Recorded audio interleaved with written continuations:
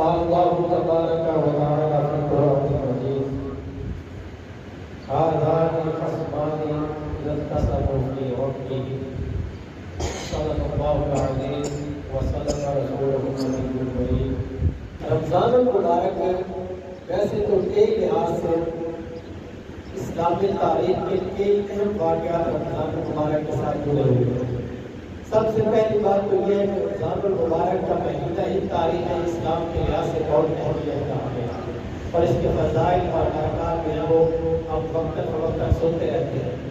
لیکن اس مہینے کے اندر کچھ ایسے ایام ہیں, کچھ ایسے واقعات بھی رونما ہوئے ہیں جن کا تاریخ اسلام کے ساتھ اور اسلام کی بنیاد کے ساتھ بہت گہرا تعلق ہے. انہی میں سے ایک واقعہ ہے غزوہ بدر. غزوہ بدر جو 17 رمضان المبارک کو پیش آیا اور اللہ تبارک و تعالیٰ نے قرآن مجید کے اندر اس دن کو یعنی کہ غزوہ بدر کے دن کو یوم الفرقان کا دن فرمایا. فرقان کا مطلب ہوتا ہے حق اور باطل کے درمیان فرق کرنے والا دن. چونکہ اس دن اسلام اور کفر کی سب سے پہلی جنگ لڑی گئی اور نبی کریم علیہ السلام اپنے 313 صحابہ کرام کے ساتھ غزوہ بدر کے میدان میں پہنچے اور کفار کا مقابلہ کیا.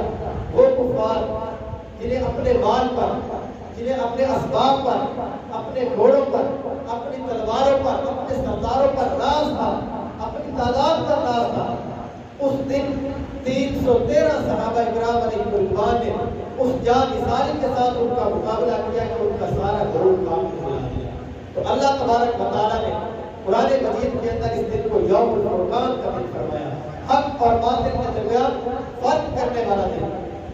نبی کریم علیہ السلام نے یہ 17 رمضان المبارک کو غزوہ بدر پیش آیا. اس سے پہلی جو رات 17 کی نبی کریم علیہ السلام نے بہت رحمت انگیز دعا فرمائی اور اللہ تبارک و تعالیٰ کی بارگاہ میں عرض کی کہ باری تعالیٰ یہ مٹھی بھر بندے آج میرے دین کی خاطر اسلام کو بچانے کے لیے غزوہ بدر کے اندر موجود ہے.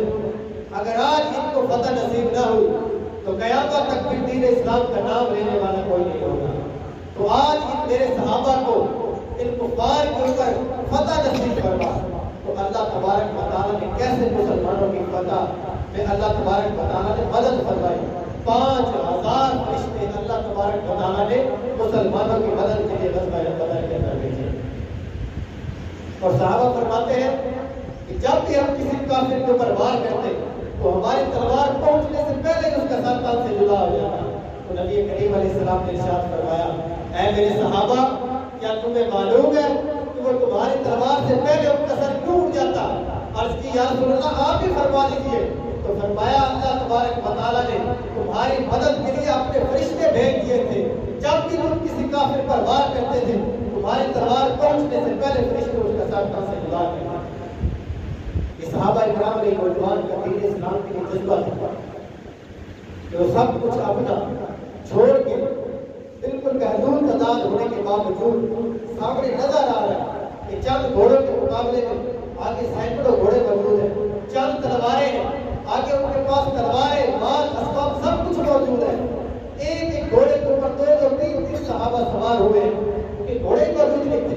تعداد کے لحاظ سے دیکھیں تو ان کی تعداد 1000 اور صحابہ کرام کی تعداد 300 ہے.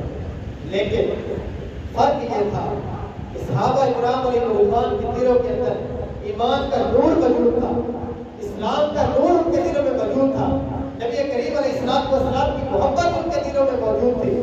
لیکن ادھر ان کی طرف کفر کا اندھیرا تھا. ان کے دلوں پر اللہ تبارک و تعالیٰ نے جو مہر لگا دی تھی وہ ادھر موجود تھی. جب غزوہ بدر کے اندر پہنچے نا تو کفار کے بڑے بڑے سردار تھے, عتبہ, شیبہ, ولید بن عتبہ, بڑے بڑے یہ مکے کے سردار اور مالدار لوگ تھے اور پہلوانوں سے مشہور تھے. یہ آگے بڑھے. جب مسلمان اور کفار آمنے سامنے ہوئے اور للکار کر کہنے لگے نبی کریم علیہ السلام کو, آج اپنے میدان میں جوانوں کو اتارے, ہم مقابلہ کرنے کے لیے تیار ہیں. تو نبی کریم علیہ السلام نے فرمایا, اے میرے صحابہ کون آج ان کا مقابلہ کرے گا؟ تو انصار صحابہ کھڑے ہوئے. نبی کریم علیہ السلام نے ان کو منع فرما دیا. فرمایا بنو ہاشم میں سے کچھ لوگ کھڑے ہو. تو 3 3 لوگ بنو ہاشم میں سے کھڑے ہوئے. نمبر 1 حضرت مولا علی رضی اللہ تعالیٰ عنہ، نمبر 2 امیر حمزہ رضی اللہ تعالیٰ عنہ، اور نمبر 3 عبیدہ بن ثابت رضی اللہ تعالیٰ عنہ. یہ 3 صحابہ کرام ان 3 کفار کے مقابلے کے لیے کھڑے ہوئے. نبی کریم علیہ السلام نے ان کو لڑنے کی اجازت دی تو انہوں نے ان سے جا کر مقابلہ کیا اور چند ہی دیر کے اندر، تھوڑے ہی لمحوں کے اندر ان کو جہنم کے اندر پہنچا دیا اور ان کا تغرور سارا خاک میں ملا دیا. لیکن اسی واقعے کے ساتھ ساتھ تاریخ اسلام کے اندر ایک اور اہم پہلو ہے جس کی طرف توجہ ہمیں دینی ہے کہ 17 رمضان المبارک کو غزوہ بدر پیش آیا. 19 رمضان المبارک کو اس کی خبر مدینہ منورہ پہنچی کہ اللہ تبارک و تعالیٰ نے مسلمانوں کو فتح عطا فرمائی ہے اور کفار کا جو سارا غرور ہے وہ خاک میں مل گیا.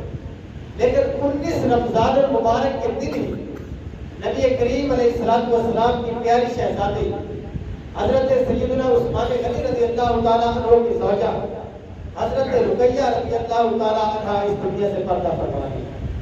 جب لوگ غزوہ بدر کی فتح کی خبر لے کر مدینہ منورہ پہنچے تو اس وقت دیگر صحابہ کرام جو مدینہ میں موجود تھے وہ ان کی تجہیز و تکفین کے اندر مصروف تھے.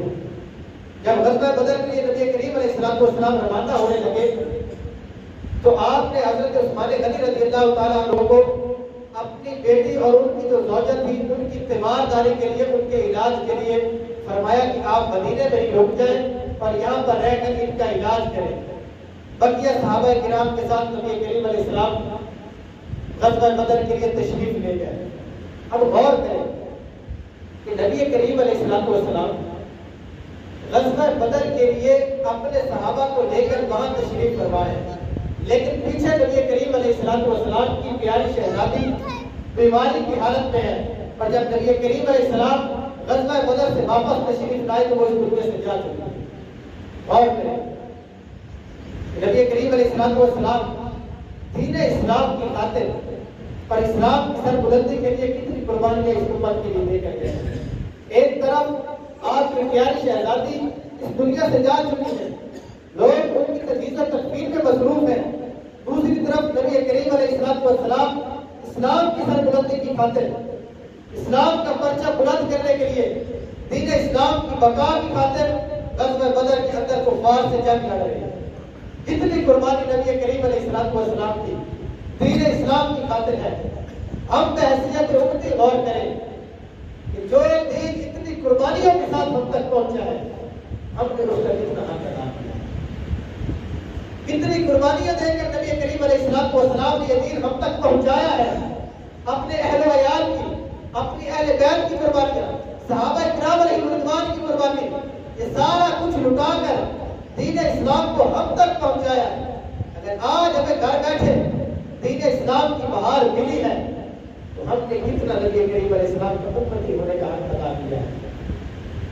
اور یہ جو نبی کریم علیہ السلام کی شہزادی ہے نا حضرت رقیہ رضی اللہ تعالیٰ عنہ، ان کے بڑے فضائل احادیث میں بیان کیا گیا. انہوں نے دین اسلام کی قربانیاں بھی بڑی دی ہیں. اسلام کے جو ابتدائی ایام تھے نا ان کے اندر 3 بڑی ہجرتیں ہوئی ہیں.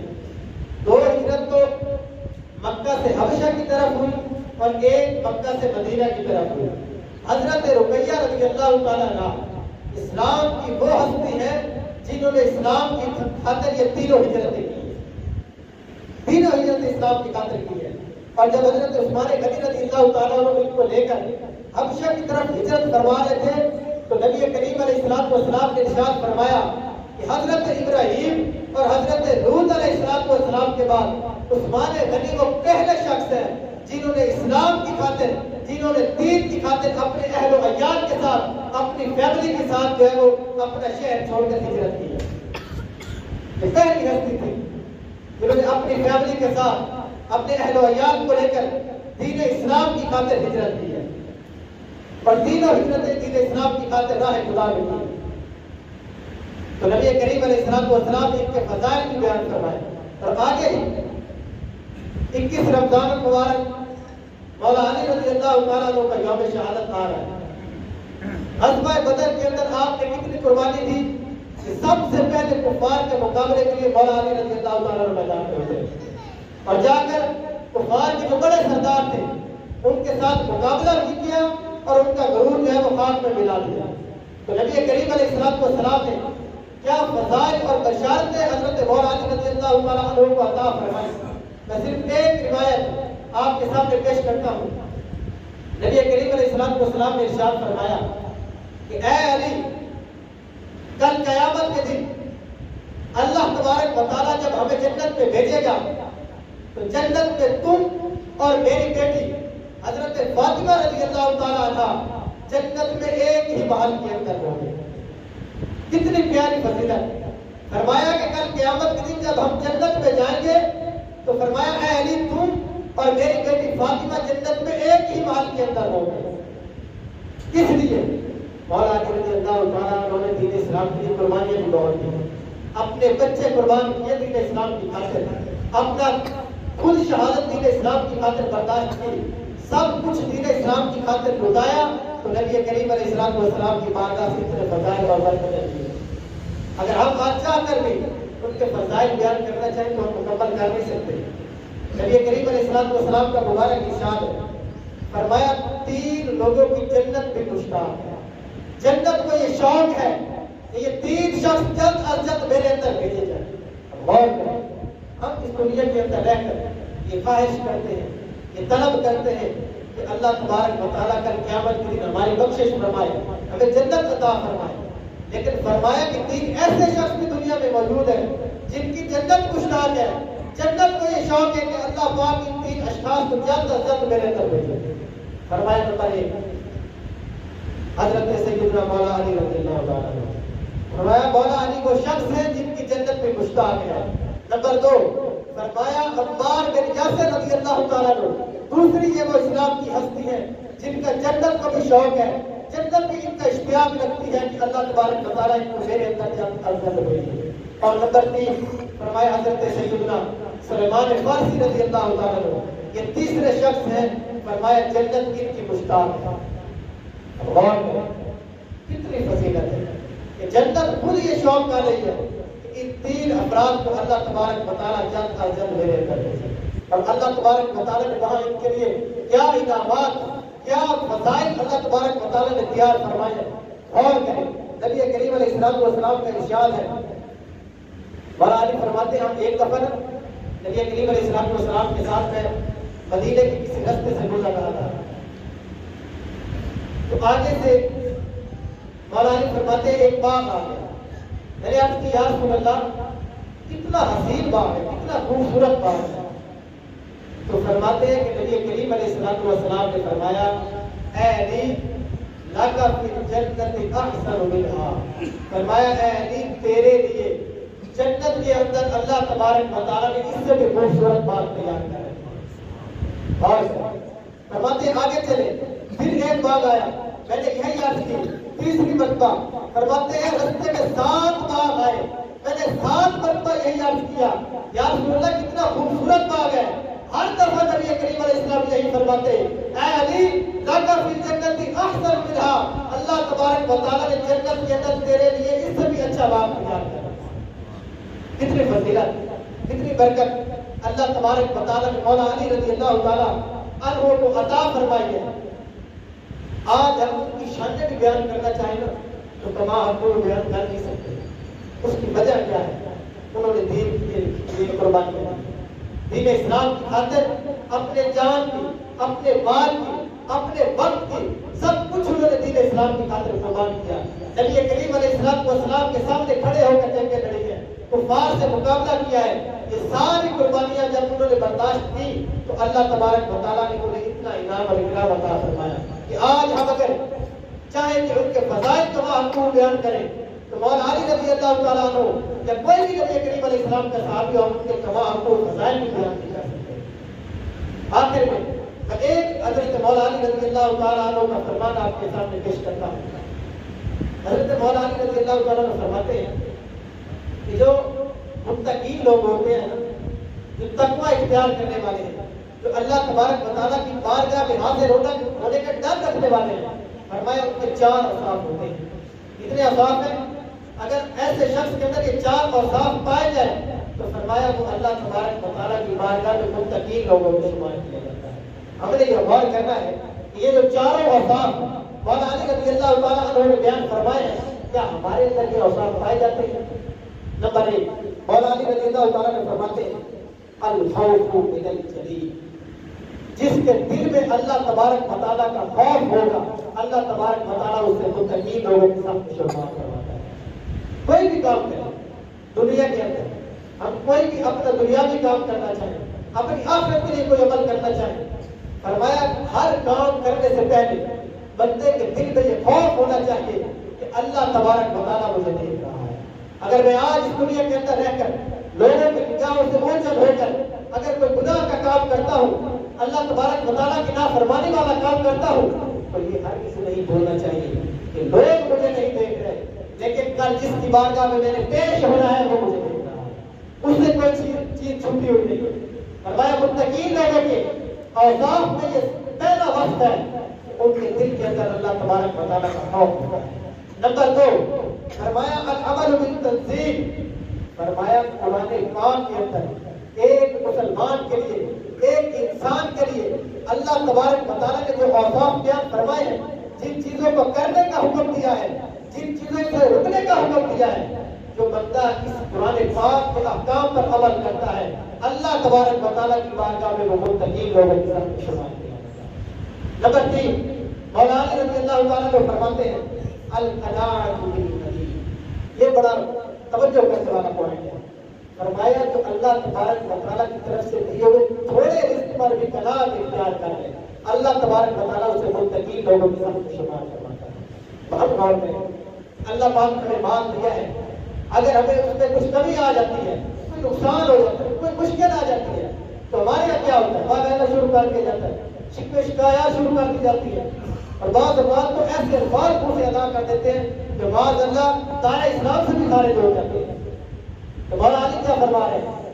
اللہ تبارک و تعالیٰ کی بارگاہ میں متقی لوگوں میں وہ شخص شمار ہوتا ہے، فرمایا جو اللہ تبارک و تعالیٰ کی طرف سے دیے ہوئے تھوڑے رزق پر قناعت کر لیتا ہے، صبر اختیار کر لیتا ہے کہ اللہ پاک نے جو مجھے عطا فرمایا ہے یہی میرے لیے بہتر ہوگا، اسی پر صبر کر کے زندگی گزارے۔ فرمایا ایسا شخص اللہ تبارک و تعالیٰ کے نزدیک متقی لوگوں میں شمار ہے۔ نمبر 4، مولانا علی فرماتے ہیں الاستعداد لیوم الرجیع، فرمایا جو قیامت کے دن کی تیاری اس دنیا میں رہ کر شروع کر دے، فرمایا وہ شخص اللہ تبارک و تعالیٰ کے نزدیک متقی لوگوں کے ساتھ شمار کیا جاتا ہے۔ اور یہ چاروں اوصاف مولانا علی رضی اللہ تعالیٰ نے بیان فرمائے بحیثیت مسلمان۔ ہم مولانا علی کا نام تو لیتے ہیں نا، ان کی محبت کا نام بھرتے ہیں کہ ہم ان سے محبت کرتے ہیں، لیکن ایک مسلمان کا مولانا علی رضی اللہ تعالیٰ کے ساتھ محبت کا تقاضا کیا ہے؟ انہوں نے جو دین اسلام کی قربانیاں دی، جو فرامین ہمارے لیے ارشاد فرمائے ہیں کہ ہم ان پر عمل بھی کریں گے، زبانی دعوے کرتے رہیں گے۔ زبانی دعویٰ کرنا بہت آسان ہے کہ ہم محبت کرتے ہیں اہل بیت سے، ہم محبت کرتے ہیں حضور کے صحابہ سے، ہم نبی کریم علیہ السلام سے محبت کرتے ہیں، لیکن عمل کر کے دکھانا، عمل کر کے دکھانا، یہ ایک اچھے مسلمان کی نشانی ہے کہ وہ صرف زبان سے دعوے نہیں کرتا، اپنے عمل کے ذریعے بھی یہ ثابت کرتا ہے کہ ہم ان مبارک ہستیوں سے صحیح معنوں میں محبت اور پیار کرنے والے ہیں۔ ان کا تو یہی تقاضا ہے نا کہ دین اسلام کی خاطر اپنا وقت دیا جائے، اگر مال کی ضرورت ہے تو مال دیا جائے، اگر جان کی ضرورت پڑے تو انہوں نے جانے دے کر بتایا ہے کہ دین اسلام کی خاطر جانے بھی دے دیجیے۔ لیکن آج ہمارے یہاں جانے دینے کا تو موقع نہیں ہے نا، ہمیں کوئی نہیں کہہ رہا کہ بارڈر پہ جا کے آپ جنگ لڑیں اور آپ کو شہادت مل جائے گی۔ ہمیں دین اسلام صرف وقت کا تقاضا کرتا ہے۔ وقت کا تقاضا کیسے ہے کہ 5 نماز کے بعد جماعت مسجد میں پڑھے۔ ہم سے دین اسلام مال کا تقاضا کرتا ہے کہ زکات فرض ہے تو زکات ادا کرے، اللہ تبارک و تعالیٰ نے مال دیا تو اس کو اس کی راہ میں خرچ کرے، غریبوں پر مسکینوں پر خرچ کرے، یہ تقاضا ہے ہم سے۔ لیکن ہم بالکل اس کے برعکس ہیں۔